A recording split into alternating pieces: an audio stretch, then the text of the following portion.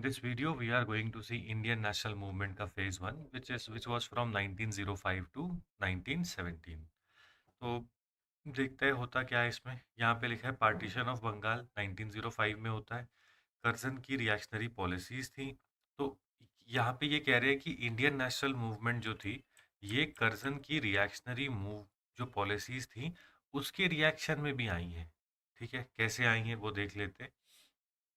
तो यहाँ पे लिखा है Lord Curzon assumed the office of Viceroy on December 30th, 1898, and on July 1905, Royal Proclamation announced partition of Bengal, leading to creation of new province of East Bengal and Assam by reducing the size of erstwhile Bengal Presidency. This newly formed province later evolved into East Pakistan and eventually present-day Bangladesh. ठीक है, समझ में आ रहा है कि अगस्त मतलब ये एक साल बस याद कर लो कि 1905 का समय है। इन्होंने क्या करा, जो बंगाल का सूबा था इतना बड़ा, उसको इन लोगों ने पहले आसाम में तोड़ा है, फिर उसके बाद इन लोगों ने इसको वेस्ट बंगाल में तोड़ा है और ईस्ट बंगाल में तोड़ा है। ठीक है, ऐसे करके आगे देखते हैं। यहाँ पे लिखा है कि Curzon's regressive policies and their effects. तो उसके ऊपर यूपीएससी ने क्वेश्चन भी पूछा है, देखते हैं क्या लिखा है। यहाँ पे लिखा है it pave way for political instability. Curzon की जो इम्पॉलिटिक स्टेटमेंट्स थी, इंपीरियलिस्ट इंटेंशंस थी, exacerbated Indian political instability. Curzon's imperialistic actions sparked a backlash stinging Indian politics. तो ये कह रहे हैं कि कर्जन की जो स्टेटमेंट होती थी, है ना, और जो इंपीरियलिस्टिक इंटेंशंस होती थी, उसके रिएक्शन में इंडियन जो पॉलिटिकल लैंडस्केप था वो भी चेंज हुआ। यहाँ पे लिखा है birth of sense of nationhood. कैसे? His tyranny gave the birth to a deeper sense of nationhood. In this light Curzon proved to be unintentional benefactor of India. ये भी अच्छा है कि इसने इतना तंग कर दिया वहां पे जब तक ये था बंगाल में, कि भाई बंगालियों को लगने लगा कि अब तो लेके रहेंगे आज़ादी। फिर इसके बाद स्वदेशी मूवमेंट के बारे में देखते हैं। Swadeshi movement was found in Bengal in 1905 with a demand to boycott British products in favor of Swadeshi. It was most likely the first big movement following 1857 rebellion. क्या बात है, फैंटास्टिक एकदम। एंटी कॉलोनियल मूवमेंट थी। Anti colonial movement was first led by moderates, but it was later overtaken by extremists and extended to embrace the entire country. तिलक, विपिन चंद्रपाल, अरबिंदो घोष, इन सब की यहाँ पे बात हो रही है। फिर इसके बाद लिखा है emergence of revolutionary activities. Later, revolutionary organizations such as Jugantar began to emerge, and they took an active role in anti-colonial campaigns and attempted to instill nationalism in young people. एक ओवर आर्किंग वो देता हूँ। पहले moderate phase बढ़िया चल रहा था। 1905 में स्वदेशी फेज पहले कौन थे? मॉडरेट, जो कि कहते थे कि प्यार से लेंगे कॉन्स्टिट्यूशनल रिफॉर्म्स। ठीक है, 1905 में स्वदेशी होती है तो यहाँ पे एक्सट्रीमिस्ट आ जाते हैं कि हम आज़ादी लेंगे तो थोड़े से वायलेंट होना पड़े तो भी चलेगा। सरकार तोड़ डालती है, मतलब इतना हेवीली क्रैकडाउन करती है ना एक्सट्रीमिस्ट को कि पीठ ही तोड़ देती है स्वदेशी मूवमेंट की। फिर इसके बाद क्या होगा? एक एक इंडिविजुअल उठ के निकलेगा, एक एक इंडिविजुअल। वो क्या करेगा? कोई ब्रिटिश ऑफिशियल जा रहा है, उसको गोली मार दी। ठीक है, कोई ब्रिटिश की वैन जा रही है, उसके नीचे बम लगा के उसको उड़ा दिया। ठीक है, उसको पलटा दिया। ठीक है, मार के भाग गए। ये सारी चीज़ें करेंगे, इंडिविजुअल हीरोइक एक्शंस होंगे। क्यों? क्योंकि सरकार ने मासेस को तोड़ दिया है। बहुत मारा, बहुत मारा, और अब मासेस में हिम्मत नहीं है कि कलेक्टिवली सड़क पर आए। तो इंडिविजुअल इंडिविजुअल लोग निकल के आ रहे हैं, जैसे इमरजेंसी के पीरियड में भी हुआ है ना। पहले सबको दबा दिया, फिर उसके बाद कुछ कुछ लोग निकल के, जैसे जेपी हो गए, है ना। तो ऐसे करके, तो यहाँ से भी इन लोगों ने एक चीज़ सीखी कि मारना है, पर इतना नहीं मारना कि एक एक इंडिविजुअल जो है वो हीरोइक एक्शन करने लग जाए। ठीक है, समझ में आया। अब रिएक्शनरी पॉलिसीज ऑफ कर्जन जो था, इसके ऊपर यूपीएससी ने क्वेश्चन पूछ लिया है कि क्या थी वो रिएक्शनरी पॉलिसीज। पहला तो ये था कि मतलब पार्टीशन ऑफ बंगाल, है ना। Partition of Bengal was first reactionary policy. दूसरा क्या था? Calcutta corporation act. ये कि बहुत कम लोगों ने लिखा हो, शायद लिखा भी नहीं होगा मेन एग्जामिनेशन में। अब अगर आ जाए या फिर कहीं पे और लगाना हो तो हम लिख सकते हैं। तो कलकत्ता कॉरपोरेशन एक्ट में क्या था? कर्जन ने अमेंडमेंट करा के इसमें ये लिख दिया कि जो इलेक्टेड मेंबर्स होंगे वो लिमिटेड होंगे। ज़्यादातर जो मेंबर्स होंगे वो कौन से होंगे? ऑफिशियल मेंबर्स होंगे जिनको कि कर्जन खुद अपॉइंट करेगा। इसी के साथ साथ misbehaviour towards the Indians and refuse to meet the president of Indian national Congress. ठीक है। फिर उसके बाद partition of Bengal was his most most egregious blunder, कि मतलब पार्टीशन ऑफ बंगाल जो था सबसे बड़ा ब्लंडर था जो इसने करा, जिसकी वजह से ये सारा जो पीछे ये करके आ रहा था, है ना, कि बोलता था कि इंडियंस जो हैं वो बेकार हैं, उनको डिसरिस्पेक्ट करता था, उनको बंगालियों को कहता था कि तुम बुजदिल हो, ऐसी सारी बातें करता था। फिर कलकत्ता कॉरपोरेशन एक्ट, फिर ये सारी चीज़ें जो है, ये जो डिस्कंटिन्यू थी वो शिमर हो रही थी और वो फट पड़ी जब इसने बोला कि हम बंगालियों का पार्टीशन कर देंगे। तो देखते हैं कर्जन के रिफॉर्म्स क्या थे। University commissions of 1902, he established university commission in 1902 and took into the entire issue of university education in the country. इसके बाद यूनिवर्सिटी कमीशन की रिकमेंडेशन पर क्या आया? इंडियन यूनिवर्सिटीज़ एक्ट 1904 आया। और इसने बेसिकली क्या कहा कि जितनी भी यूनिवर्सिटीज़ इंडिया में है सारी की सारी गवर्नमेंट अथॉरिटी के नीचे आ जाएंगी। क्यों? क्योंकि ये वाली यूनिवर्सिटीज़ में नेशनलिस्टिक आइडियाज़ प्रमोट हो रहे थे, है ना। यहाँ पे रीज़न, लॉजिक, यहाँ से सोचने की बात हो रही थी, और इन्हीं ये कहता था कि universities in India are honeycomb of, क्या कहते हैं, हनी कोम ऑफ एनार्की, कि मतलब ये लोग जो हैं ये ऐसे मधुमक्खी की छत्तों की तरह है यूनिवर्सिटीज़ में, जो कि अगेंस्ट द गवर्नमेंट प्लान करते हैं। ठीक है। फिर इसी के साथ साथ कहते हैं कि इसने साइंटिफिक रिफॉर्म्स लिए। एग्रीकल्चरल रिसर्च इंस्टीट्यूट जो है इसी ने, जो पूसा में है आज भी बहुत फेमस है ना, वो इसने ही लगवाया। फिर उसके बाद एडमिनिस्ट्रेटिव में क्या था? इसने ये कहा कि पुलिस रिफॉर्म्स लिए, करप्शन को एलिमिनेट करा, प्रमोटेड इकोनॉमिक डेवलपमेंट। यहाँ पे लिखा है कि पुलिस के रिफॉर्म्स देखते हैं सबसे पहले। इन 1902 ही established police commission which was chaired by sir Andrew Fraser. Curzon accepted and implemented all the recommendations। ठीक है। तो पुलिस रिफॉर्म्स, रिवाइटलाइज्ड कंजर्वेटिज्म, इसने ये कहा कि he revitalised conservatism in India by updating the main features of Lord Mayo policies. ठीक है। Conservatism का मतलब वही है कि स्टेटस को मेंटेन करके रखेंगे, समाज में भी, पॉलिटी में भी और इकोनॉमी में भी। फिर इसके बाद यहाँ पे लिखा है इस्टेब्लिश ट्रेनिंग स्कूल्स, ठीक है, for both officers and constables and establish in provincial police services. तो पुलिस रिफॉर्म्स का जो है उसमें कर्जन के समय पे पुलिस रिफॉर्म्स हुए। ठीक है। फिर उसके बाद NWFP क्या होगा? North west. कौन सा नॉर्थ वेस्ट हो जाता है? पंजाब वाला area. North west frontier provinces was established in 1901 during Curzon regime and it converted roughly the upper and it covered roughly the upper course of river Indus। Indus नदी है, इसके इस तरफ वाला सारा क्या होगा? North west frontier province. Frontier क्यों? क्योंकि अफगानिस्तान से लगता है ना। नीफा भी था, नॉर्थ ईस्ट फ्रंटियर, फ्रंटियर वाला। फ्रंटियर ए से क्या होगा? Frontier area, north east frontier area, Assam का एरिया जो था। ठीक है। इंपीरियल कैडेट कॉर्प्स इसने बनाया, वो which was later served as a tool for Indianising the army. ठीक है। तो इतना समझ में आ गया ना। अब कर्जन के बारे में कुछ भी आएगा कि मतलब what was the reforms, I don't think Curzon के बारे में आएगा, क्योंकि कर्जन के बारे में ऑलरेडी आ गया है। बट हमें पता होना चाहिए कि कर्जन के काम क्या थे। यूनिवर्सिटी, वाह भाई वाह। University, agriculture.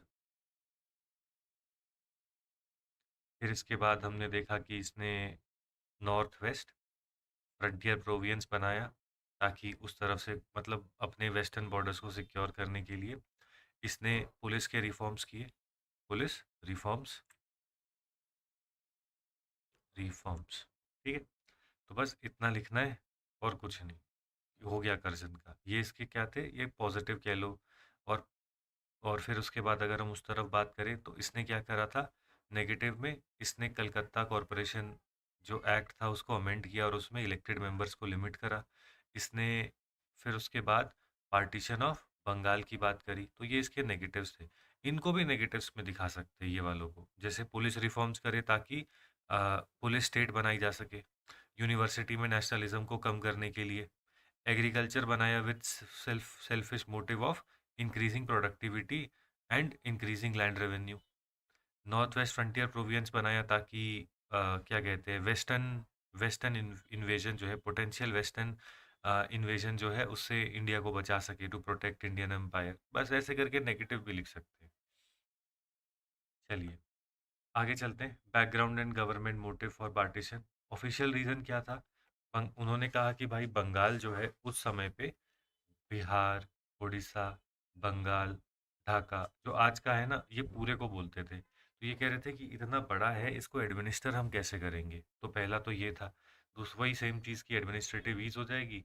और रियल मोटिव क्या था भाई? रियल मोटिव ये था कि बंगाल में नेशनलिज्म राइज हो रही थी और ये बंगाल को हिंदू और मुस्लिम में तोड़ना चाहते थे और फिर दोनों को लड़ा देंगे जब पार्टीशन होगा तो। ठीक है। फिर इसी के साथ-साथ ये बंगाली कल्चर को अटैक करना चाहते थे और बंगाली आइडेंटिटी को अटैक करना चाहते थे और हिंदू बंगाली और मुस्लिम बंगाली अलग-अलग करना चाहते थे। इसी के साथ-साथ नेशनलिस्ट मूवमेंट जो ऊपर लिखा है ना, तो वो यहीं पे लिखा है, it aimed to dethrone Calcutta as it was the nerve centre of Congress at the time and the key centre of nationalist movement. फिर इसके बाद यहाँ पे लिखा था पार्टीशन ऑल्सो कॉल्ड कॉज्ड शी शीशम, कैसे पढ़ेंगे इसको? शायद चीशम चीशम पढ़ेंगे, चीशम विद इन कांग्रेस, चिश्म कहते हैं शायद इसको। Within Congress moderate sought to limit the partition campaign to Bengal alone. ठीक है। नेशन वाइड एजिटेशन है कि मतलब इसने कांग्रेस को भी डिवाइड कर दिया था into two factions. Nationwide agitation. And यहाँ पे लिखा है कि extremist on the other side sought to initiate nationwide agitation and make their influence felt by establishing Swadeshi movement. कुछ नहीं है भाई, सिंपल सी बात है। एडमिनिस्ट्रेशन के लिए, नेशनल नेशनल मूवमेंट को नीचे करने के लिए, हिंदू मुस्लिम को डिवाइड को बड़ा करने के लिए ही ये सब किया गया था, और कुछ नहीं है। बाकी जो भी लिखा है वो छोड़ सकते हैं। ठीक है। और ये भी कह लेंगे कि कांग्रेस, क्योंकि उस समय कांग्रेस वो थी, इन्फ्लुएंशियल थी, तो जो कांग्रेस का इन्फ्लुएंस है उसको कम करने के लिए, विच वाज एविडेंट फ्रॉम क्या बोलते हैं, rise of Muslim league. Muslim league कब आती है? 1906 में। ठीक है। चलिए अब देखते हैं कि नेशनलिस्ट रिस्पॉन्स टू पार्टीशन क्या था।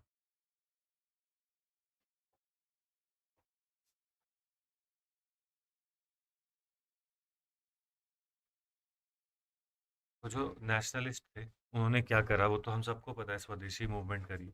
लेकिन हमको ना थोड़े थोड़े से वो चाहिए, क्या बोलते हैं, थोड़े से अगर फैक्ट मिल जाए ना तो लिखने में चीज़ें आसान हो जाती हैं। जैसे कि यहाँ पे देख सकते हैं, the it this rising tension, it heightened, एक second, it heightened tensions between the two sides which came to end in 1906 session। तो 1906 सेशन ऑफ कांग्रेस होता है जहाँ पे दादा भाई नारोजी प्रेसिडेंट बनते हैं। He is regarded by both both faction, मतलब दोनों ही फैक्शन, चाहे वो मॉडरेट्स हों या फिर एक्सट्रीमिस्ट हो, सब उनकी रिस्पेक्ट करते थे। However he was at once the favourite for the presidency. ठीक है। तो अब देखते हैं आगे क्या हुआ फिर। मेन चीज़ तो यहाँ पे लिखी है स्वदेशी मूवमेंट के बारे में। तो यहाँ पे लिखा है, on 7 August 1905 a boycott resolution was passed in the Calcutta town hall assembly. The स्वदेशी मूवमेंट वाज ऑफिशियली लॉन्च्ड। तो अगर स्वदेशी पे कोई सवाल आता है जो कि ऑलरेडी आ रखा है, तो भाई इस बार अगर आएगा ना तो हम सीधा सीधा लिखेंगे कि 7 अगस्त को कलकत्ता टाउन हॉल असेंबली में बाइकॉट रेजोल्यूशन पास हुआ था, जो विच टुक द फॉर्म ऑफ स्वदेशी मूवमेंट। खत्म। ठीक है। ये इम्पोर्टेंट है, इसको लिखना है, इसको अंडरलाइन करना है, जो करना है करो। क्योंकि भाई जब वो जो इवैल्यूएटर है ना, हमको समझना पड़ेगा उनकी साइकी क्या है। They don't want to, they will not give marks based upon opinion. Opinion तो भाई उनके बहुत हैं। तो भाई वो हिस्ट्री का सुपरस्टार है ना? तो ओपिनियन तो उसके पास भी बहुत होंगे। तो हम उसे क्या देंगे? हम उसे फैक्ट देंगे, और ऐसे फैक्ट देंगे जो कि उसको पढ़ के लगेगा कि यार हाँ, ये तो मैंने भी पढ़े, ताकि उसे लगे कि what I have written is something what he has also studied. ठीक है। तो 1907 में क्या होता है? 1907 में वी आर सीइंग 9 अगस्त 1905 में वी सी की बाइकॉट रेजोल्यूशन पास होता है कलकत्ता टाउन हॉल असेंबली में। इसके बाद बाल गंगाधर तिलक, उसने कहा कि स्वराज और self government is essential for exercise of swadharma. ये यूपीएससी का पीवाईक्यू है। Without swaraj there could be no social reform, no industrial progress, no useful education, no fulfilment of national life. That is what we seek. That is why God has sent us to the world to fulfill him। ठीक है। तो ये कह रहे हैं कि स्वराज और self government is essential to exercise of swadharma. स्वधर्मा मतलब मेरा क्या धर्म है। क्यों? क्योंकि इसके बिना ना ही कोई सोशल रिफॉर्म होगा, ना ही कोई इंडस्ट्री चलेगी, ना ही कोई एजुकेशन चले पलेगी, और कोई भी मतलब कोई भी नेशनल लाइफ की फुलफिलमेंट नहीं हो पाएगी, और भगवान ने हमें इसीलिए भेजा है। अब यहाँ पे लिखा है background and actions carried out during the movement. पहला क्या था? Anti partition campaign. तो यहाँ पे क्या था भाई? सिंपल सी बात है भाई, प्रोटेस्ट। फिर इसके बाद स्वदेशी मूवमेंट, ये जो था ये मेजर मेजर फेज था at the turn of at the turn of 20th century.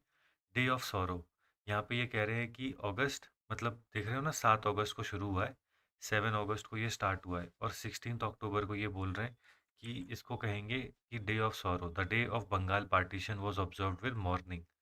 ठीक है, तो ये कह रहे हैं कि मतलब हम इस काले दिवस को, मतलब इस काले दिवस को मौन करेंगे। ठीक है, तो ये भी एक चीज़ हो गई, डे ऑफ सॉरो। ये तो मुझे भी नहीं पता था, है ना, तो इसको लिखेंगे एग्जाम में तो ज़्यादा मिलेगा। इसके बाद भाई हिंदू मुस्लिम यूनिटी दिखी। क्यों? क्योंकि भाई ये एक दूसरे को राखियां बांध रहे थे, ये रिचुअल बात ले रहे थे। ठीक है, मतलब जो इनकी वो सेक्रेड रिवर्स है, वहां पे जाके रिचुअल बात ले रहे थे, एक दूसरे को राखियां बांध रहे थे। National anthem and song, Vande Mataram जो है वो widely was sung and nearly became the national anthem. Tagore composed Amar Sonar Bangla, which later became Bangladesh's national anthem. Try colour flag जो था वो आ गया। A flag of red green and yellow was designated, featuring 8 lotuses for 8 provinces and crescent symbolizing Hindu Muslim unity. बढ़िया ना। I never, मेरे को कभी पता नहीं था ये चीज़। अब लिखेंगे ना कि एक पहली बार एक नेशनल नेशनल सिंबल आया, जो कि था tricolour red green and yellow का, with 8 lotuses and a crescent. 8 lotuses representing 8 provinces of Bengal and crescent representing Hindu Muslim unity. किसी को नहीं पता होगा ये चीज़।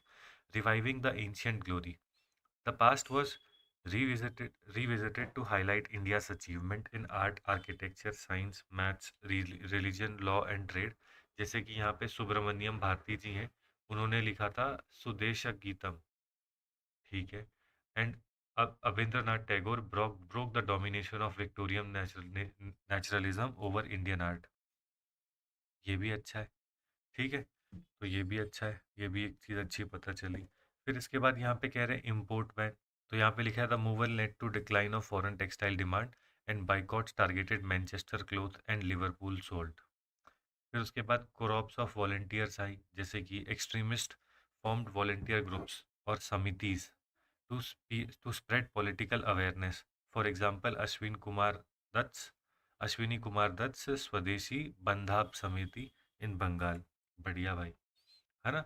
तो कुछ ऐसे चीज़ें होती हैं जो कि मतलब हमको पता होनी चाहिए। जैसे कि भाई मुझे ये नहीं पता था कि इनका एक ट्राई कलर फ्लैग भी था। मुझे ये चीज़ नहीं पता थी कि इन्होंने डे ऑफ सॉरो को मनाया, है ना। मुझे ये नहीं पता था कि भाई इन लोगों ने समितिज़ बनाई, और मतलब समितिज़ बनाई और वॉलंटियर ग्रुप्स बनाए, जो कि लोगों की जाके कंस्ट्रक्टिव एक्टिविटीज़ कर रहे थे, ताकि लोग ज़्यादा से ज़्यादा इसमें आए। इसी के साथ साथ जैसे मतलब ये भी लिख सकते हैं कि अविंद्रनाथ टैगोर के बारे में पता था, बट इनके बारे में नहीं पता था कि सुब्रमण्यम भारती ने एक सुदेश गीतम करके लिखा था। हो गया। ठीक है, वंदे मातरम भूल जाते हैं, उसको अंडरलाइन कर लेते हैं। Right, so this is fantastic, है ना। बस मतलब ये कुछ चीज़ें हैं जो कि मुझे पता होनी चाहिए, इनको अंडरलाइन कर लिया, और फिर जब नेक्स्ट टाइम रिवाइज करेंगे तो फिर से इनको पढ़ लिया। चलिए आगे देखते हैं, फैक्ट वाइज देखते हैं क्या लिखा है। Fall in quantity of imported cotton piece goods. ऐसा होता था ना कि भारत से रॉ कॉटन जाएगा, वहाँ से कॉटन की शर्ट्स, वो सारी चीज़ें क्लोथ्स बनकर आएंगे। तो यहाँ पे कह रहे हैं कि जो वो फॉल हो गया था, कितना वो भी देख लेते हैं। Between August 1905 and September 1906 there was 22% fall in quantity of imported cotton pieces good, 44% in cotton twist and yarn, 11% in salt, and 55% in cigarettes, and 68% in boots and shoes. More than a nativistic upsurge. क्यों? क्योंकि boycott movement therefore was much more than a nativistic upsurge that rejected European products। बढ़िया भाई। अब सारा तो याद नहीं हो पाएगा, कुछ कुछ याद कर सकते हैं। जैसे कि हम ये कह सकते हैं कि 22% फॉल हो गया था इन कॉटन पीस गुड्स। ठीक है, 68% फॉल हो गया था इन 70% fall in boots and shoes. ठीक है, क्योंकि बूट्स एंड शूज़ हमारे नहीं है, उनके हैं ना, तो जो उनका है वो तो हम पक्का ही नहीं ले रहे। And 11% fall in Liverpool salt, ऐसे लिख सकते हैं। अब ये कह रहे हैं कि भाई मूवमेंट की लीडरशिप किसने करी, तो ऑफ कोर्स भाई है ना, थोड़े थोड़े नाम हमको पता होने चाहिए, ज़्यादा उसमें डीपली नहीं जाते। जैसे कि यहाँ पे हमको बंगाल में दिख जाते हैं सुरेंद्र नाथ बनर्जी, महाराष्ट्र में हमको दिख जाएंगे गोपाल कृष्ण गोखले, जो कि बॉम्बे प्रेसिडेंसी कह लो चलो, गोपाल कृष्ण गोखले। और मेन जो लिखना होगा वो तो इनका लिखेंगे, बाल गंगाधर तिलक। दिल्ली में सैयद हैदर रजा। पंजाब में कौन थे, लाला लाजपत राय। कहते हैं ना लाल बाल पाल, तो वैसे भी कर सकते हैं, और अजीत सिंह भी। ठीक है। इन मद्रास चिदम्बरम पिल्ले, इन्होंने तो मतलब क्या कर दिया था चिदम्बरम पिल्ले ने, आ, इन्होंने एक पूरी की पूरी स्टीमिंग एक स्टीमर एक फैक्ट्री खरीद ली थी, मतलब क्या कहते हैं, एक कंपनी खरीद ली थी जो कि बोट्स के थ्रू या शिप्स के थ्रू लोगों को इंडिया से अंदर बाहर लेके जाती थी, कि हम डिपेंडेंट हैं बोट्स पे, ताकि हम इंडियंस बाहर ट्रैवल कर सके, तो मैं अपनी ही स्टीमिंग कंपनी खोलूंगा। ठीक है। आगे देखते हैं Swadeshi movement and divided Congress. यहाँ पे लिखा है resolution in Calcutta session before the partition, four sessions were voted on the Calcutta session under दादा भाई नरोजी। एक था बाइकॉट, एक था नेशनल एजुकेशन, एक था स्वदेशी, और एक था condemnation of partition. Contention over resolution. The issue whether these resolutions should be retained or rejected became a major source of contention in Congress. Moderate want to limit scope. The faction led by moderate sought limit the movement scope. Pan India movement हो गई, extremist चाहते थे कि वो pan India हो, beyond partition politics and Swaraj. Furthermore extremists wanted to go beyond partition politics and seek full swaraj, while the moderates believed that country was not yet ready for such demand and mass mobilization। ठीक है, समझ में आ गया ना, कि जो moderates हैं वो कहते हैं कि लिमिटेड करो। ठीक है, मतलब मॉडरेट्स कह रहे हैं कि अपनी डिमांड को भी लिमिटेड करो, डिमांड भी लिमिटेड होनी चाहिए, और इसी के साथ साथ जो गोल है, मतलब और इसी के साथ साथ पार्टिसिपेशन भी लिमिटेड होनी चाहिए, कि हर किसी को नहीं लेके आना। एक्सट्रीमिस्ट कह रहे हैं कि नहीं, डिमांड अनलिमिटेड है स्वराज की, और सारे के सारे, लिमिटेड नहीं, everybody who wants to come in can come. ठीक है, तो सभी आएंगे, ऐसे करके बोल रहे हैं। तो यहाँ पे कह रहे हैं कि इम्पैक्ट ऑफ स्वदेशी मूवमेंट क्या था, तो रीजंस फॉर डिक्लाइन क्या था, पहले तो वो लिखा है। ठीक है, फिर उसके बाद असेसमेंट कर दी स्वदेशी मूवमेंट की। चलो ठीक है, ये दो टॉपिक हैं, और उससे पहले एक बार ये वाला देख लेते हैं स्वदेशी मूवमेंट का, कि इसके अंदर क्या क्या था, है ना। ये यूपीएससी में ऑलरेडी आ गया है, तो इसलिए मैं भी ना इतना ज़्यादा डीपली उसको नहीं सोच रहा हूँ, है ना। बट टू राइट, मतलब दूसरे वाले जो टॉपिक्स के अंदर ऐसा सब पॉइंट सब टॉपिक लिखने में शायद हेल्प हो। Emphasis was given on self reliance, programme on national education, swadeshi enterprises आई, ट्रेडिशनल फेस्टिवल्स एंड मेलाज आई, जैसे तिलक जी ने फेमस किया था गणपति जी का। ठीक है, पब्लिक मीटिंग्स एंड प्रोसेशंस होती हैं, boycott of foreign goods and corps of volunteers और समितिस, है ना। तो वही चीज़ जो हम ऊपर पढ़ के आए, वही सेम चीज़ यहाँ पे लिखी है। एक जनरल आंसर में और एक स्पेसिफिक आंसर में क्या डिफरेंस है? रिवीजन का डिफरेंस है, और क्या है। पर क्योंकि प्रीलिम्स तो दोनों ने निकाला है, तो आता दोनों को ही है। चलिए आगे देखते हैं कि रीजंस फॉर डिक्लाइन क्या था। Surat split, there was dissent in Congress, its break in 1907। तो बेसिकली वही हो गया कि अब सर इनको मॉडरेट्स को पता था कि सरकार सीधा सीधा कांग्रेस को ही पकड़ के मारेगी, तो मॉडरेट्स ने कांग्रेस को बचाने के लिए, और है ना, तो उन लोगों ने क्या करा, इन लोगों ने कांग्रेस को अलग कर लिया और एक्सट्रीमिस्ट को बाहर कर दिया कांग्रेस से। गवर्नमेंट के रिप्रेशंस थे, जैसे कि Tilak was imprisoned for 6 years, Ashwini Kumar Dutt and others were exiled. Vacuum of leadership हुई, बिपिन चंद्रपाल और Bindu Ghosh both stepped out from politics. Lack of inertia था, मूवमेंट जो थी उसमें इनर्शिया नहीं था, मतलब शुरू तो ऐसे हुई, लेकिन फिर ऐसे जानी चाहिए थी, वो ऐसे नीचे की तरफ जाने लग गई। क्यों क्यों जब जब तिलक जी इम्प्रिजन हो गए, अश्विनी कुमार दत्त को एक्साइल कर दिया, विपिन चंद्रपाल, अरविंदो घोष, इन्होंने पॉलिटिक्स से बाहर आ गए, इनको जेल में डाला था अरविंदो घोष को, फिर ये बाहर आ गए, उन्होंने बोला अब मैं पॉलिटिक्स नहीं करूंगा। इकोनॉमिक रैमिफिकेशंस ऑफ बाइकॉट क्या था, due to limited domestic supply and economic ramification. ordinary people could no longer participate to boycott imported goods. Another concern was job loss. British के ही तो नीचे सब काम कर रहे थे, फैक्ट्रियां सब कुछ उन्हीं की थी ना। तो भाई तुम अगर उन्हीं का सामान बाइकआउट करोगे तो वो तुमको नौकरी पे रखेंगे, तो इसीलिए वो बहुत लंबे समय तक नहीं चल पाई। Harsh reaction of the government था, government reacted harshly, students were expelled and others were fired and arrests were made. Students के ऊपर फायर कर दिया, प्रोटेस्ट के ऊपर फायर कर दिया, वो लिखा है। अब बोल रहे हैं कि भाई इसमें कुछ अच्छा भी था, कि मतलब क्या ही फायदा हुआ स्वदेशी मूवमेंट का। तो वो देखते हैं कि सिग्निफिकेंस ऑफ स्वदेशी मूवमेंट क्या है आज के लिए या फिर जनरली। पहली चीज़ है कि भाई पहली मास मूवमेंट है इंडिया की, है ना। First mass movement of India है स्वदेशी, मतलब फर्स्ट, मतलब वैसे तो रिवोल्ट ऑफ 1857 भी कह देंगे, बट फर्स्ट टाइम जो है मासेस ने अपनी पॉलिटिकल फ्रीडम की डिमांड करी है, ऐसे कह लेते हैं। Swadeshi and boycott campaign were India's first 20th century movements that encouraged widespread engagement in modern nationalist politics. भाई women की participation हुई, सबसे important है ना। Women walked out of their homes to join processions and picket line against the stores for selling foreign made goods. फिर इसके बाद भाई जो इंडियन नेशनल कांग्रेस था उसका नेचर शिफ्ट हो गया हमेशा के लिए, कि वो प्रेयर, प्रोटेस्ट एंड पेटिशन के बियॉन्ड भी जाने का सोच सकते थे। ठीक है। इसी के साथ साथ यहाँ पे लिखा है कि ideals of passive passive resistance emerged. The ideals of non cooperation and passive resistance which Mahatma Gandhi effectively used many years later originated in the beginning of 20th century with Swadeshi and boycott movement। बहुत ही बढ़िया भाई।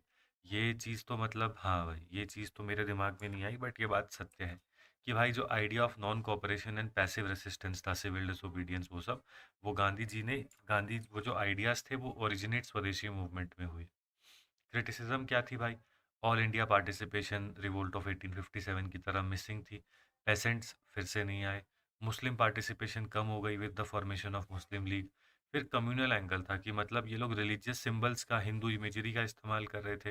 भारत माता जब बनाई थी तो वो Hindu goddess से ज़्यादा क्लोज थी, तो उसकी वजह से सारे के सारे सेक्शंस जो हैं उन्होंने पार्टिसिपेट नहीं करा। हम कह सकते हैं कि ट्राइबल्स जो थे वो भी नहीं आए। ये जो थी बस ये अर्बन एरियाज में ही रिस्ट्रिक्टेड रही, रूरल पेजेंट को इन लोगों ने अट्रैक्ट नहीं किया, ट्राइबल को अट्रैक्ट नहीं करा।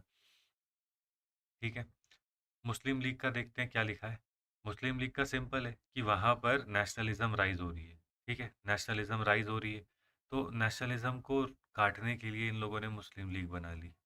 ठीक है। तो यहाँ पे लिखा है political party founded by British in 1906। It was founded as a political alternative to Indian national Congress to serve the interest of Indian Muslims. Foundation देख लेते हैं। Formed in Lucknow by 1901, establishing national Muslim political party was regarded as critical. The initial step of its establishment was Lucknow Conference in Lucknow in September 1906। मुझे लगता था भाई ये ढाका में बनी है। Attended by representative from all around India. Shimla deputation October 1906। और इसमें बेसिकली पार्टी के aims on occasions of educational conference, ये सब ठीक है भाई। तुम्हें सच में लगता है हमसे पूछेंगे नहीं ना? हमसे नहीं पूछेंगे ये सब, वो सब छोड़ो, है ना। मुस्लिम लीग का ये सब छोड़ो। मेन चीज़ क्या है कि भाई मुस्लिम लीग की पार्टिसिपेशन कैसी रही। सबसे पहली चीज़, फाउंडेशन, मैंने कहा ना कि फर्स्ट सेशन इसका ढाका में हुआ। जिन्ना ने ज्वाइन कब करी? 1913 में। तो यूपीएससी क्वेश्चन क्या पूछेगा कि जिन्ना वाज द फाउंडिंग मेंबर, तो ये बात गलत हो जाएगी, है ना। जिन्ना उस समय जब ये फाउंड हो रही थी, he was in UK. Initial aim क्या था भाई? वो तो यही था कि to train student for service in the British Raj and but it quickly grow into a political force. अब देखते हैं कि पार्टिसिपेशन इनकी कैसे रही। इन्होंने कहा कंसर्न्ड बाय मेजोरिटी रूल। तो Muslim League always advocated for unity in an independent India, but they were concern that it would be ruled by Hindus who made up the majority of the population. ठीक है। Allied with Congress also. कब भाई? The Muslim League allied with Congress to campaign for home rule instead of the British empire. ठीक है, तो home rule के time पर ये आ गए। ठीक है। जिन्ना का 14 पॉइंट था 1920s एंड अर्ली 1930s में, जिसमें कि इसने कहा कि एक फेडरल गवर्नमेंट होनी चाहिए, वन थर्ड मुस्लिम्स होने चाहिए इन द सेंट्रल गवर्नमेंट। फिर उसके बाद supports war involvement, Congress decline to approve this proclamation while Muslim League remained critical of British rule as they decided to support India's involvement in the war to establish better negotiating position for independence. तो जो world war हुई थी, कांग्रेस ने initially कह दिया कि नहीं, India does not, मतलब इंडियन नेशनल कांग्रेस सरकार के साथ नहीं है। मुस्लिम लीग ने कहा हम तो हैं ही। तो चाटुकार ज़्यादा थे। Proponent of two nation theory, तो टू नेशन थियरी जो थी जिन्ना की जो आई, वो भी मुस्लिम लीग के थ्रू ही उसने मतलब उसको एम्पलीफाई करा। Muslim League's goal were met 4 decades after founding in Dhaka in 1906. The organization's political leaders proposed separate country to safeguard Muslim commercial interests. Furthermore, the concept of distinct Pakistan state began to gain traction among Indian Muslims. ले लिया Pakistan, enjoy कर रहे हैं। मैं तो कहता हूँ border खोल देंगे तो आधा पाकिस्तान वापस इंडिया में आ जाएगा। Next we will see Surat split, काफ़ी ज़्यादा डिसऑर्गेनाइज्ड है बट अच्छा है। सूरत स्प्लिट, फिर उसके बाद राइज एंड मिलिटेंट स्कूल, क्योंकि कांग्रेस अब शांत हो गई है तो इंडिविजुअल हीरोइक एक्शंस होंगे, उसके बारे में देखेंगे। फिर कंपैरिजन है रेवोल्यूशनरी और एक्सट्रीमिस्ट के बीच में, है ना। हमने देखा ना कौन कौन देख लिया, हमने मॉडरेट देख लिए, हमने एक्सट्रीमिस्ट देख लिए, हमने रेवोल्यूशनरी देख लिए, अब इसके बाद आएंगे गांधीयन। ठीक है, कितने सारे आ गए। फिर इसके बाद हम देखेंगे मॉर्ले मिंटो के reforms, and after that we will see First World War और उसकी तरफ हमारे क्या रिस्पॉन्सेस थे। फिर उसके बाद इम्पैक्ट क्या हुआ, मतलब एक एक हेडिंग बना के एक एक चीज़ वो लिख रहे हैं। फिर उसके बाद होम रूल मूवमेंट, यहाँ पे हमारी एनी बेसेंट मैडम और बाल गंगाधर तिलक आ जाएंगे। फिर लखनऊ पैक्ट होता है 1916 में, जहाँ पे बेसिकली इंडियन नेशनल कांग्रेस और Indian national Congress and Muslim league दोनों के बीच में हमको थोड़ा सा समन्वय होता हुआ दिखेगा। फिर उसके बाद मॉन्टेग्यू क्लेम्सफोर्ड रिफॉर्म्स हुए, देखेंगे कि क्या इनका क्या रोल था, हाउ गुड दे वर। फिर चंद्रशेखर आज़ाद की कंट्रीब्यूशन देखकर आई थिंक कि ये टॉपिक ख़त्म हो जाता है। टॉपिक तो काफ़ी बड़ा है भाई। चलिए, लेट अस सी।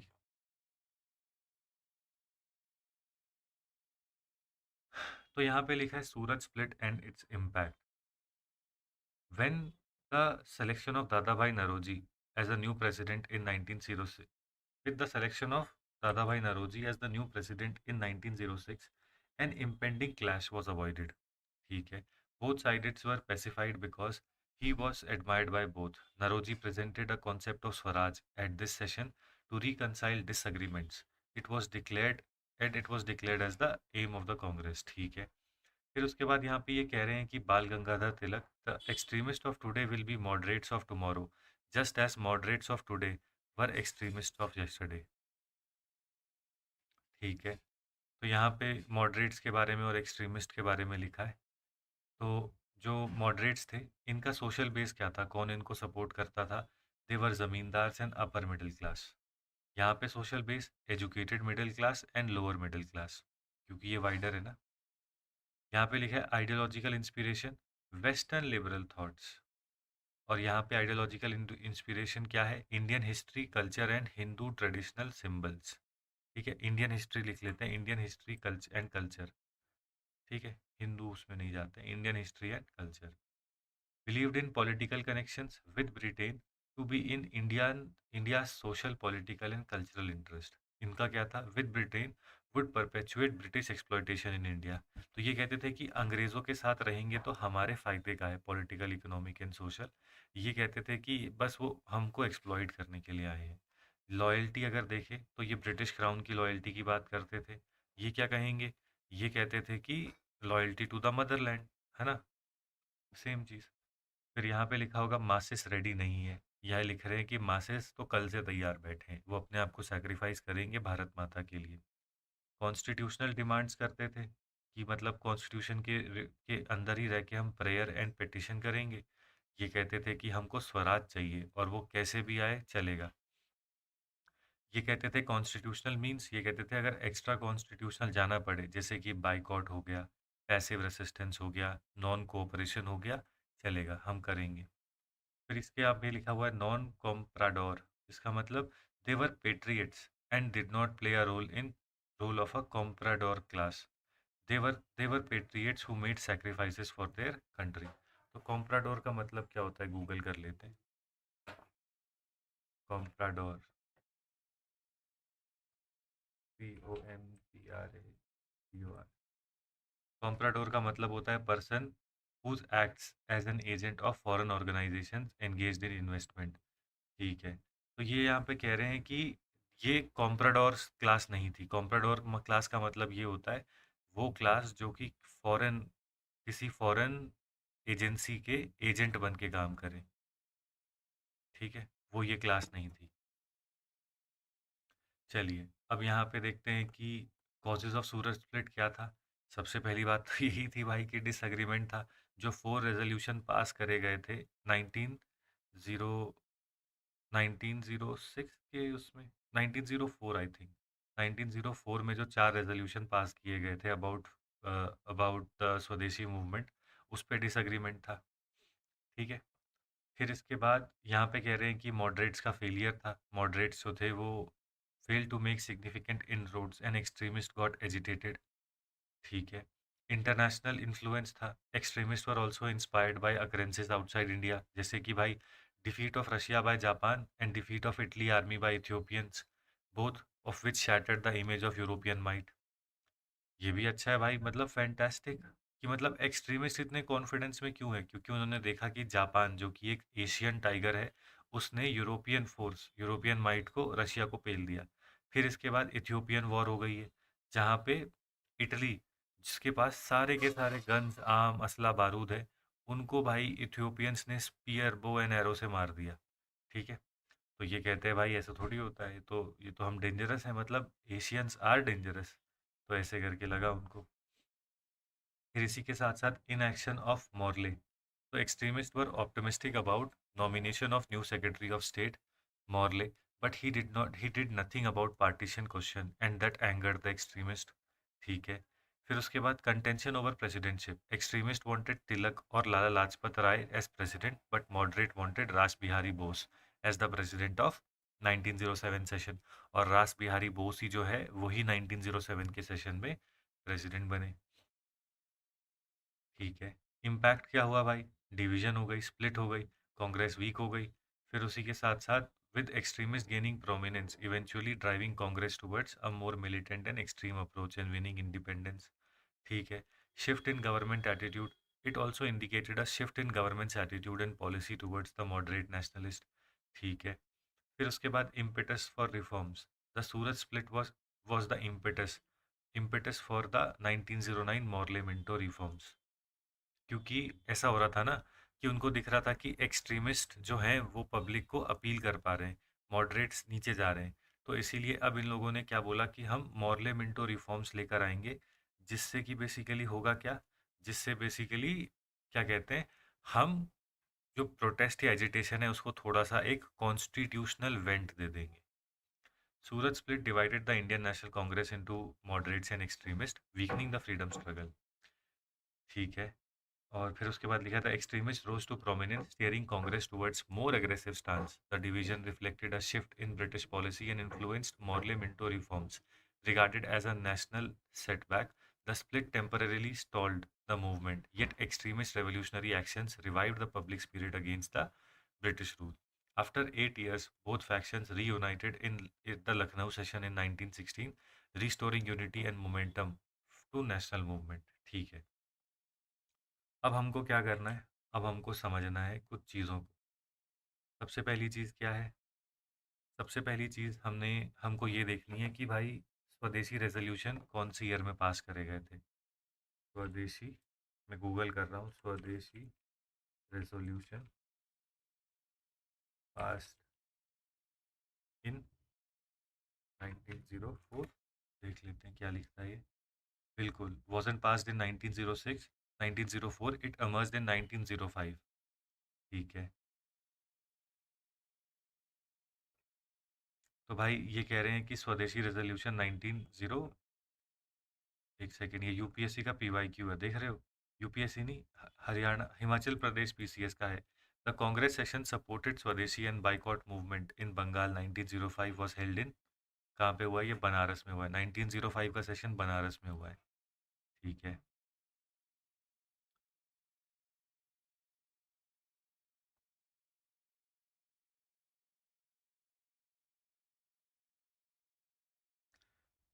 फोर स्वदेशी रेजोल्यूशन।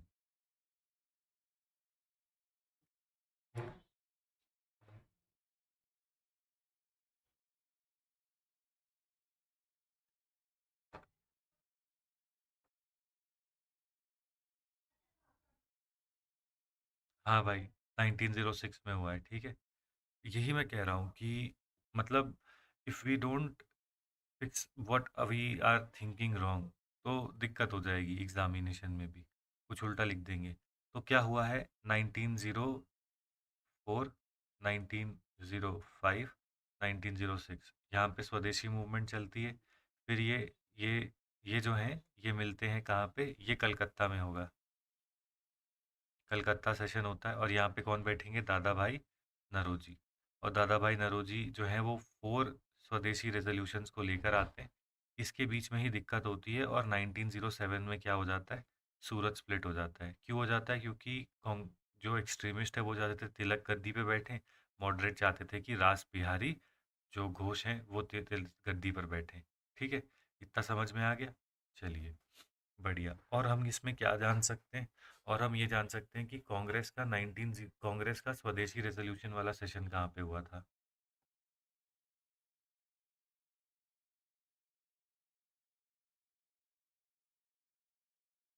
स्वदेशी रेजोल्यूशन सेशन कहाँ पे हुआ था। स्वदेशी resolution was formally adopted by Congress in the 1906 Calcutta session. ठीक है, बढ़िया। तो कांग्रेस ने स्वदेशी रेजोल्यूशन कहाँ पे करा है, 1906 में।